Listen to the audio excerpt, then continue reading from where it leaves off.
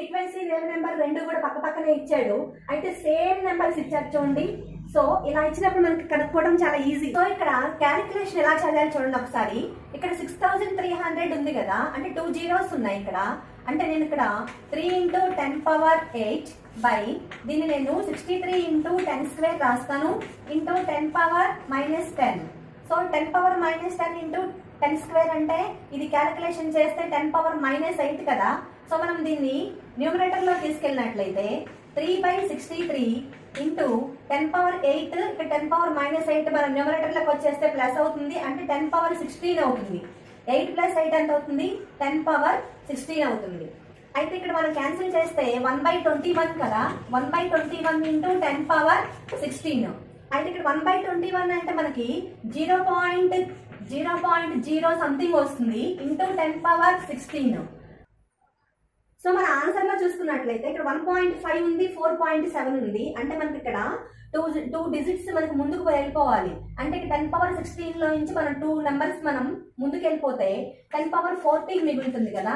So ఇక్కడ 10⁻14 ఎక్కడెక్కడ ఉందో చూసుకోండి. సో మనకి 2 నెంబర్లలో 10⁻14 ఉంది, అలా ఉంచేసేయండి దాన్ని. ఫ్రీక్వెన్సీ ఫైండ్ అవుట్ చేశాం కదా. వేవ్ నెంబర్ తీసుకున్నట్లయితే wave number equal to reciprocal of wavelength. So 1/λ. So nu bar equal to 1/λ వచ్చేసి 1/λ అంటే ఎంత ఇక్కడ 6300 యాంగ్స్ట్రమ్స్ యూనిట్స్ ఇంటూ 10⁻−10 మీటర్స్ కదా. సో ఇక్కడ కూడా మనం ఇందాకట్లాగా సేమ్ 63 × 10² రాసుకుంటే 10² ఇంటూ 10⁻−10 ఈక్వల్ టు 1/63 ఇంటూ ఇక్కడ 10⁻−8 న్యూమరేటర్ లో తీసుకొస్తే 10⁸8 అవుతుంది. అలాగనే దీన్ని మనం సింప్లిఫై చేయాలి అంటే మనం క్యాలిక్యులేషన్ చేసుకుంటా కూర్చుంటే టైం అంతా అయిపోతుంది. అందుకని ఇక్కడ 1/63 అంటే మనకు 0.0 సంథింగ్ వస్తుంది ఇంటూ 10⁸8. ఇక్కడ కూడా మనకి 2 డిజిట్స్ రావాలి కాబట్టి 2 డిజిట్స్ పక్కకి వెళ్ళిపోతే ఇక్కడ మనకి 10⁸8 లో నుంచి 2 డిజిట్స్ తగ్గితే 10⁻6 అవుతుంది.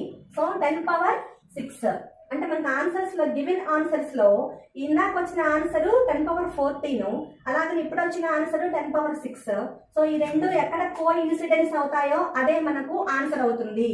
సో మనకు కో ఇన్సిడెన్స్ అయినటువంటి ఆన్సర్ ఏది? C. So option C is correct answer. ఇలా చేయాలి క్యాలిక్యులేషన్. మీరు ఇదంతా క్యాలిక్యులేషన్ చేసుకుంటా కూర్చుంటే అక్కడ టైం అయిపోతుంది.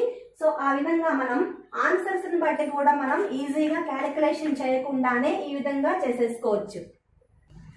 ఓకే స్టూడెంట్స్, నెక్స్ట్ వీడియోలో అటామిక్ స్ట్రక్చర్ లో మరొక ఇంపార్టెంట్ కాన్సెప్ట్ తో మీ ముందుంటాను. Thanks for watching. Please subscribe.